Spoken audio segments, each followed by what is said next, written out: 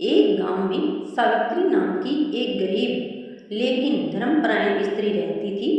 वह प्रतिदिन सुबह स्नान करके पीपल के वृक्ष में जल चढ़ाती, दीपक जलाती और भगवान शनिदेव का स्मरण करती थी। गांव के लोग उसका मजाक उड़ाते और कहते, इतनी गर्मी में रोज रोज पेड़ को पानी देने से क्या मिलेगा।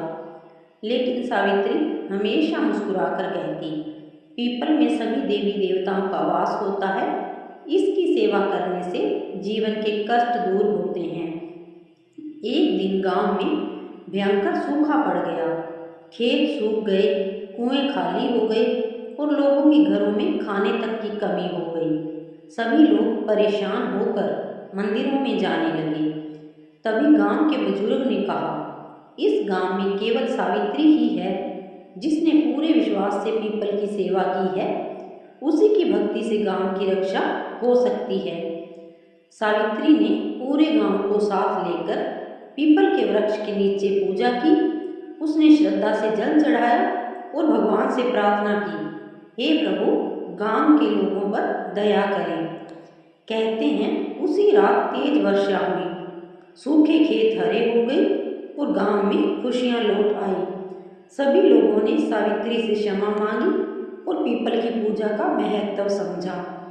तभी से माना जाता है कि जेठ मास में पीपल को जल चढ़ाने से शनि दोष शांत होता है, घर में सुख शांति आती है और पितरों का आशीर्वाद मिलता है। इस कथा से हमें यह सीख मिलती है, सच्ची श्रद्धा और सेवा कभी व्यर्थ नहीं जाती। पीपल की पूजा करने से भगवान प्रसन्न होते हैं और जीवन के संकट दूर होते हैं। अब सुनते हैं शनिदेव जी की कहानी। बहुत समय पहले सूर्यदेव और उनकी पत्नी छाया के पुत्र के रूप में शनिदेव का जन्म हुआ। शनिदेव जन्म से ही अत्यंत तेजस्वी और न्यायप्रिय थे। उनकी दृष्टि इतनी प्रभावशाली थी कि जिसके ऊपर पड़ती उसके कर्मों का फल तुरंत मिलने लगता। एक बार शनिदेव ने कठोर तपस्या करके भगवान शिव को प्रसन्न किया। शिव जी ने उन्हें वरदान दिया, हे शनि, तुम संसार के सभी प्राणियों को उनके कर्मों के अनुसार फल दोगे। जो जैसा कर्म करेगा वैसा ही परिणाम पाएगा। इसके बाद शनिदेव न्याय के देवता कहलाए, लेकिन लोग उनसे डरने लगे क्योंकि जो भी बुरे कर्म करता उसे शनि का दंड अवश्य मिलता। एक नगर में एक धनवान व्यापारी रहता था। उसे अपने धन और शक्ति का बहुत घमंड था। वह गरीबों का अपमान करता और जरूरतमंदों की सहायता नहीं करता था। एक दिन एक साधु उसके घर भोजन मांगने आए, लेकिन व्यापारी ने उन्हें भगा दिया। वह साधु वास्तव में शनिदेव थे। शनिदेव ने सोचा, अब समय आ गया है इसे उसके कर्मों का फल देने का। कुछ ही दिनों में व्यापारी का व्यापार बंद हो गया, धन समाप्त हो गया और लोग भी उससे दूर हो गए। वह बहुत दुखी होकर मंदिर पहुंचा और रोने लगा।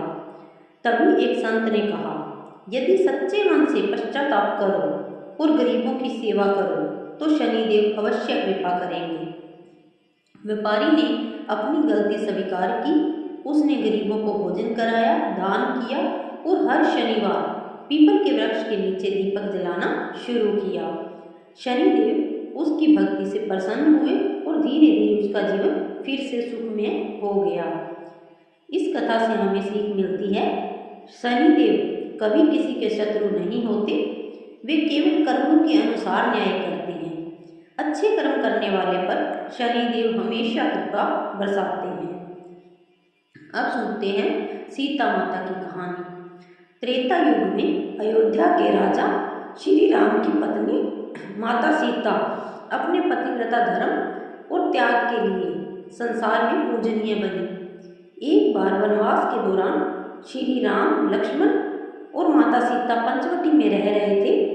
उसी समय रावण ने छल से माता सीता का हरण कर लिया और उन्हें लंका ले गया। लंका में रावण ने अनेक प्रकार के प्रलोभन लिए, लेकिन माता सीता ने अपने धर्म और मर्यादा को कभी नहीं छोड़ा।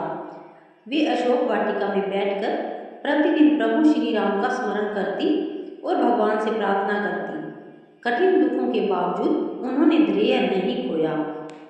जब हनुमान जी पहली बार अशोक वाटिका पहुँचे तब उन्होंने माता सीता को श्री राम की अंगूठी दी। अंगूठी देखते ही माता सीता की आंखों में आंसू आ गए।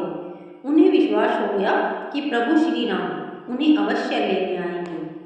कुछ समय बाद श्री राम और रावण का युद्ध हुआ। रावण का अंत हुआ और माता सीता को सम्मानपूर्वक वापस लाया गया।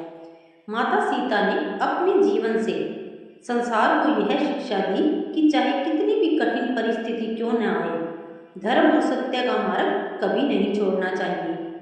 आज भी महिलाएं माता सीता की पूजा करके अपने परिवार की सुख शांति, पति की लंबी आयु और घर की शांति की कामना करती हैं। इस कहानी से हमें सीख मिलती है धैर्य, त्याग और सच्चाई से हर कठिनाई पर विजय प्राप्त की जा सकती है। अब सुनते हैं पोपाबाई की कहानी। एक गांव में पोपाबाई नाम की एक वृद्ध महिला रहती थी। वह बहुत गरीब थी, लेकिन भगवान पर उसका अटूट विश्वास था। उसके पास खाने को थोड़ा सा अनाज होता, फिर भी वह रोज किसी भूखे को भोजन जरूर कराती। गांव के लोग उससे पूछते, तुम खुद गरीब हो फिर भी दूसरों को क्यों खिलाती हो? पोपाबाई हंसकर कहती, जो भगवान को देता है भगवान उसे कभी भूखा नहीं रखते। एक बार गांव में भयंकर अकाल पड़ा। लोगों के घरों में अनाज खत्म हो गया। पोपाबाई के पास भी केवल थोड़ा सा आटा बचा था।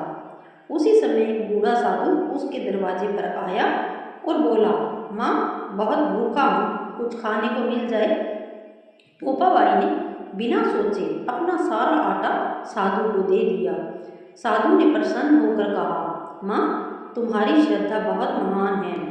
अगली सुबह जब पोपाबाई उठी तो उसने देखा कि उसका खाली अनाज का डिब्बा पूरी तरह भरा हुआ है। यह देखकर वह भगवान का धन्यवाद करने लगी। धीरे धीरे यह बात पूरे गांव में फैल गई। लोगों ने समझा कि सच्चे मन से दान और सेवा करने वालों पर भगवान हमेशा कृपा करते हैं। कहते हैं उस दिन के बाद पोपाबाई के घर कभी अन्न की कमी नहीं हुई। इससे हमें सीख मिलती है दान, सेवा और भगवान पर विश्वास रखने से जीवन में कभी कमी नहीं आती। अगर आप लोगों को ये कथाएं पसंद आई हो तो वीडियो को लाइक करें, ज़्यादा से ज़्यादा शेयर करें और चैनल को सब्सक्राइब करें ताकि हमारी आने वाली धार्मिक वीडियो, कथाएं और हर त्यौहार की जानकारी आप तक सबसे पहले पहुंच सके।